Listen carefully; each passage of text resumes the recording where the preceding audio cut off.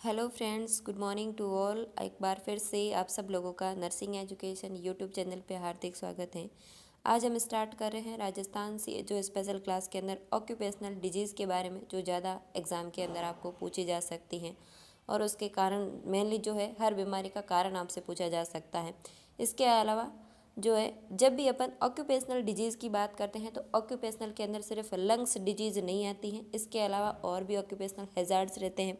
Occupation को easy बनाने के लिए एक जो वर्ड यूज़ किया जाता है जब भी अपन ऑक्यूपेशनल हेल्थ नर्सिंग स्टार्ट करते हैं, तो जो है ह्यूमन वर्क की कंफर्टनेस को बढ़ाने के लिए एक जो वर्ड यूज़ किया जाता है जिसका नाम है एर्गोनॉमिक्स। क्या बोला जाता है उसको? एर्गोनॉमिक्स। एर्गोनॉमिक्स वर्ड का मतलब है ये एक इंजीनियरिंग साइंस है जिससे क्या किया जाता है, ह्यूमन के जो काम है उसके कंफर्टनेस को बढ़ाने के लिए जितने भी डिवाइस यूज़ किए जाते हैं उसको अपन क्या बोलते हैं, एर्गोनॉमिक्स बोलते हैं। और इससे होता क्या है, जैसे मान लो पहले अपने पास मोबाइल फ़ोन नहीं थे, तब लोग क्या करते थे, लेटर लिखते थे और एक महीने में एक बार इन्फॉर्मेशन आती थी। और आजकल क्या है, मोबाइल बन गए, तो ये क्या है, ह्यूमन की कंफर्टनेस को और बढ़ा दिया गया है। इससे पहले लोग पेपर वर्क ज़्यादा करते थे, लेकिन अभी क्या हो गया है, लैपटॉप, पीसी, मोबाइल फ़ोन, इन सारी चीज़ों का यूज़ किया जाने लगा। तो ये सब क्या है, एर्गोनॉमिक्स है। ह्यूमन की कंफर्टनेस को बढ़ाने के लिए जो चीज़ों जिस डिवाइस का डेवलपमेंट स्टार्ट किया है इंजीनियरिंग साइंस ने, उसको अपन क्या बोलते हैं, एर्गोनॉमिक्स बोलते हैं। और एर्गोनॉमिक्स से अगर आपको ह्यूमन डेवलपमेंट के लिए अगर जो है अच्छे डिवाइस भी बने हैं तो उसके कुछ साइड इफ़ेक्ट भी होंगे जिसकी वजह से आपको बीमारी हो सकती है। तो उन बीमारियों को अपन किसके अंदर पढ़ते हैं, ऑक्यूपेशनल हेल्थ डिजीज़ के अंदर पढ़ते हैं। जितने भी अपने ऑक्यूपेशन है उससे रिगार्डिंग जितनी भी बीमारियाँ होती है वो सारी इसके अंदर आती हैं। और इसमें से भी ज़्यादातर आपको एग्ज़ाम के अंदर क्या पूछा जाता है, जितनी भी ऑक्यूपेशन की वजह से अपने को लंग्स की डिजीज़ होती हैं वो ज़्यादा पूछी जाती हैं। जैसे मान लो ऑक्यूपेशनल हैज़ार्ड्स की बात करें तो वो फिज़िकल हैज़ार्ड्स हो सकते हैं, वो केमिकल हैज़ार्ड्स हो सकते हैं, वो बायोलॉजिकल हैज़ार्ड्स हो सकते हैं, वो मैकेनिकल हैज़ार्ड्स हो सकते हैं और कोल्ड हैज़ार्ड्स हो सकते हैं, लाइटिंग की वजह से हो सकता है ना। जैसे मान लो आप अल्ट्रावायलेट रेडिएशन वाले काम अगर ऐसे फील्ड के अंदर काम कर रहे हो तो आपको कंजक्टिवाइटिस हो जाएगा और केरेटाइटिस हो जाएगा। ये चीज़ भी क्या है, ऑक्यूपेशनल हैज़ार्ड डिजीज़ है। अगर आप ज़्यादा लाइटिंग के अंदर काम करते हो तो आपको निस्टैग्मस डेवलप हो सकता है। निस्टैग्मस का मतलब होता है अपनी जो आई बॉल है इसका जो है डांसिंग मूवमेंट होता है। जैसे एक जगह फिक्स, जो जैसे अपन एक नॉर्मली आई से देख पाते हैं वैसे आदमी वो नहीं दिखता है, अपने को क्या है वो अब नॉर्मल टाइप की आई दिखती है और डांसिंग मूवमेंट होता है उसकी आई में, उसको अपन बोलते हैं निस्टैग्मस। इसके अलावा अगर आप जैसे बहुत ज़्यादा ठंडी जगह पे काम कर रहे हो तो आपको अगर इरेथ्रोसाइनोसिस हो जाता है या फिर आपको इमर्ज फुट हो जाता है, जैसे मान लो आप बहुत ठंडे पानी के अंदर ज़्यादा रहते हो, ऐसा कोई काम है आपका, वो करते हो तो आपकी जो स्किन है वो रिमूव होने लग जाती है और अजीब सी हो जाती है, ज़्यादा पानी में रहते हैं तो उसको इमर्ज फुट बोला जाता है। इसके अलावा बहुत ज़्यादा ठंडी जगह पे आप काम करें तो आपको फ्रॉस्ट बाइट होने के चांसेस भी ज़्यादा रहते हैं, है ना, जिसकी वजह से क्या है, आप क्यूटेनियस वेसल्स का वैसोकॉन्स्ट्रिक्शन होता है और प्रॉपर ब्लड सप्लाई नहीं होती।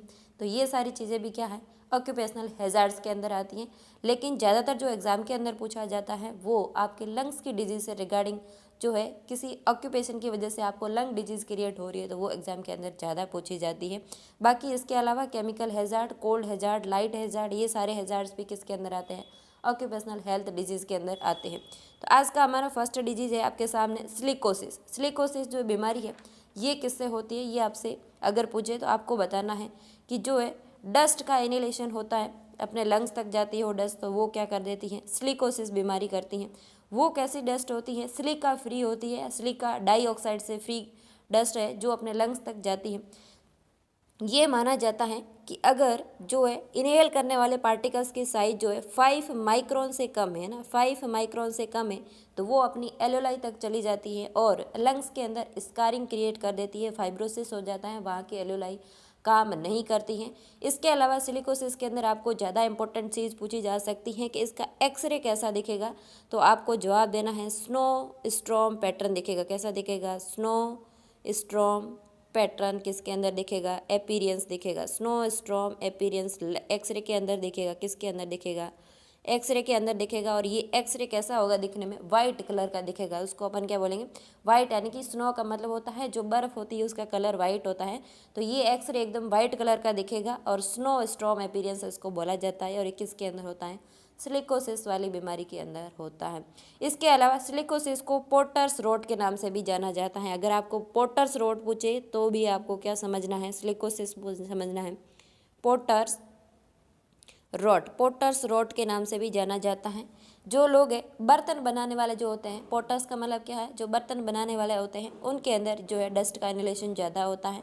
या फिर कोई लोग जो है टोबैको का यूज ज़्यादा करते हैं, उनको भी सिलिकोसिस हो सकता है। नेक्स्ट अपना एस्बेस्टोसिस जो है, ये क्या डिजीज़ है, एस्बेस्टोसिस ये कैसे होता है, तो ये जो है इसके होने का जो कॉज है वो क्या है, एस्बेस्टोस फाइबर का इनहेलेशन करना। किसका, एस्बेस्टोस फाइबर का अगर इनहेलेशन ज़्यादा करता है आदमी तो उसकी वजह से एस्बेस्टोसिस लंग डिजीज़ होती हैं। और इसके अंदर एक्सरे कैसा दिखता है, ये एग्जाम के अंदर बहुत बार पूछा हुआ है। तो ग्राउंड ग्लास अपीयरेंस दिखता है एक्सरे के अंदर, कैसा दिखता है, ग्राउंड ग्लास अपीयरेंस दिखता है एस्बेस्टोसिस के अंदर। और ये होता क्यों है, एस्बेस्टोस फाइबर का इनहेलेशन करने की वजह से। और ये बीमारी कई बार इतनी घातक हो जाती है क्रोनिक डिजीज़ की वजह से, क्या होता है, मीजोथेलियोमा लंग्स कैंसर क्रिएट हो जाता है। मीजोथेलियोमा का जो अपनी लंग्स मेम्ब्रेन है उसका जो है अगर कैंसर क्रिएट हो जाता है तो उसको भी क्या बोला जाता है, मीजोथेलियोमा लंग कैंसर। अगर आपको पूछे तो वो भी एस्बेस्टोस फाइबर की वजह से होता है। और एस्बेस्टोस वाली कंडीशन जो है ये अगर लॉन्ग टर्म रहे तो कैंसर क्रिएट हो जाता है। और इसके अंदर एक्सरे कैसा दिखता है, ग्राउंड ग्लास अपीयरेंस दिखने लग जाता है एक्सरे के अंदर। ये चीज़ भी आपसे एग्जाम के अंदर बहुत बार पूछी गई है। इसके अलावा कुछ और बीमारियां हैं, जैसे मान लो बेगोसिस किससे होता है, तो आपको जवाब देना है शुगर कैन डस्ट की वजह से होता है। बेगोसिस किससे होता है, शुगर कैन डस्ट की वजह से होता है। अगर आपको पूछे बिसिनोसिस किससे होता है, तो ये जो है ब्राउन लंग डिजीज़ है बिसिनोसिस, और होता किससे है होता है कॉटन डस्ट की वजह से। किससे होता है, कॉटन डस्ट की वजह से होता है। बिसिनोसिस किससे होता है, कॉटन डस्ट की वजह से होता है, और इसको ब्राउन लंग डिजीज़ कहा जाता है। इसके अलावा बिसिनोसिस को मंडे फीवर के नाम से जाना जाता है। तो मंडे फीवर का क्या मतलब है यहाँ पे, इसको मंडे फीवर क्यों कहा जाता है, क्या सोमवार को ही बुखार आता है, क्या ऐसा नहीं है। होता क्या है, जैसे मान लो जो है सैटरडे संडे जो है जितनी भी फैक्ट्रियाज होती हैं कॉटन की, तो वो क्या रहती हैं, क्लोज होती हैं, उसके अंदर छुट्टी रहती है संडे सैटरडे। तो उस टाइम जो है ये बीमारी होने के चांसेस कम है, आदमी घर पे रहेगा, उसको कॉटन का इनहेलेशन नहीं कर पाएगा। लेकिन जैसे ही मंडे आएगा उस दिन इसको जाना पड़ेगा और उस दिन ये ज़्यादा इनहेल कर पाएगा, इसीलिए इसको मंडे फीवर बोला जाता है। बाकी ऐसा नहीं है कि सिर्फ मंडे को ही कॉटन का इनहेलेशन होता है, ऐसा नहीं है। ये जो फैक्ट्रीज़ के क्लोज रहने का जो टाइमिंग है उससे रिगार्डिंग इसका नाम क्या रख दिया, मंडे फीवर के नाम से जाना जाने लगा। बिसिनोसिस होता क्या है, ब्राउन लंग डिजीज़ दिखती है, लंग्स का अपीयरेंस ब्राउन हो जाता है, और मंडे फीवर के नाम से इसको जाना जाता है, कॉटन डस्ट की वजह से होता है। इसके अलावा एंथ्रेकोसिस लिखा है, ये भी एग्जाम के अंदर बहुत बार पूछा गया है। एंथ्रेकोसिस जो है इसको क्या बोला जाता है, ब्लैक लंग डिजीज़ के नाम से जाना जाता है, और ये होता कैसे है, कोल डस्ट की वजह से होता है। एंथ्रेकोसिस का एक और नाम है न्यूमोकोनियोसिस के नाम से भी किसको जाना जाता है, एंथ्रेकोसिस को जाना जाता है। ये चीज़ आपको ध्यान रखनी है। अगर किसी डिजीज़ का सेकंड नाम से आपको पूछा जाए तो आपको कंफ्यूज नहीं होना है कि क्या पूछा जा रहा है। एंथ्रेकोसिस कोल डस्ट की वजह से होता है, ब्लैक लंग डिजीज़ इसको कहा जाता है, और इसका दूसरा नाम क्या है, न्यूमोकोनियोसिस के नाम से भी इसको जाना जाता है। इसके अलावा एक वर्ड है एक्रोडीनिया। एक्रोडीनिया जो है यह भी एक लंग डिजीज़ है। इसके अंदर आदमी जो है हैवी मेटल्स जैसे मर्क्यूरी जैसा का इनहेलेशन कर ले तो उसको क्या हो जाती है, पिंक डिजीज़ हो जाती है। जैसे ही मर्क्यूरी लंग्स के अंदर जाती है और आप अगर उस आदमी का एक्सरे लेंगे तो पिंकिश जो है अपीयरेंस दिखाई देगा उस लंग्स का, और इस एक्रोडीनिया को क्या बोलते हैं, पिंक डिजीज़ के नाम से जाना जाता है। ये एग्ज़ाम के अंदर ज़्यादा पूछी नहीं गई है, लेकिन बिसिनोसिस, बेगोसिस, सिलिकोसिस ये सारी बीमारियां बहुत बार पूछी गई हैं एग्जाम के अंदर। दूसरा वर्ड लिखा है सिडेरोसिस। तो सिडेरोसिस के अंदर क्या होता है, आयरन डस्ट का अगर आदमी इनहेलेशन करे तो उसको सिडेरोसिस बीमारी हो जाती है।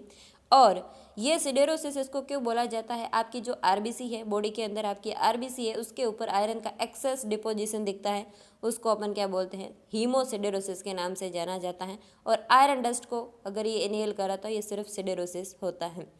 दूसरी चीज़ है फार्मर लंग्स डिजीज, है ना। जो फार्मर्स लंग्स होते हैं वो क्यों होते हैं, हाइपर सेंसिटिविटी हो जाती है और न्यूमोनाइटिस इंड्यूस हो जाता है, किसके द्वारा, ग्रेन डस्ट के द्वारा। किसके द्वारा हो जाता है, ग्रेन डस्ट। और ये ग्रेन डस्ट कैसी डस्ट है, बायोलॉजिकल डस्ट है। ग्रेन डस्ट का मतलब है अनाज, ग्रेन का क्या मतलब है, अनाज, जो अपने खेतों के अंदर बाजरा गेहूँ ये सब चीज़ें होती है, इनकी डस्ट का इनहेलेशन अगर कोई करे तो उसको फार्मर लंग डिजीज़ हो जाती हैं। जो भी एग्रीकल्चर के जितने भी प्रोडक्ट रहते हैं, है ना, सिर्फ बाजरा और गेहूँ नहीं है, इसके अलावा भी जितने भी एग्रीकल्चर के प्रोडक्ट रहते हैं उसके अगर डस्ट का आदमी इनहेलेशन करता है तो उसको फार्मर लंग डिजीज़ हो जाती हैं। ये कुछ डिजीज़ एग्जाम के अंदर आपको पूछी जाती हैं ऑक्यूपेशनल हेल्थ डिजीज़ के रिगार्डिंग। इसके अलावा अगर आपको पूछे कि अल्ट्रा वायलेट रेडिएशन में ज़्यादा आदमी काम कर रहा है तो उसको क्या हो सकता है, तो उसको कंजक्टिवाइटिस यानी कि अपनी जो आई लिड की जो लोअर लाइनिंग है यहाँ का इन्फ्लामेशन हो सकता है, उसको कैरेटाइटिस हो सकता है, उसको कॉर्निया का इन्फ्लामेशन, ये चीज़ हो सकती है। इसके अलावा अगर आपको पूछे कि ठंड में ज़्यादा काम कर रहे हैं तो उसको क्या है, इमर्ज फूट या फिर फ्रॉस्ट बाइट होने के चांसेस ज़्यादा रहते हैं।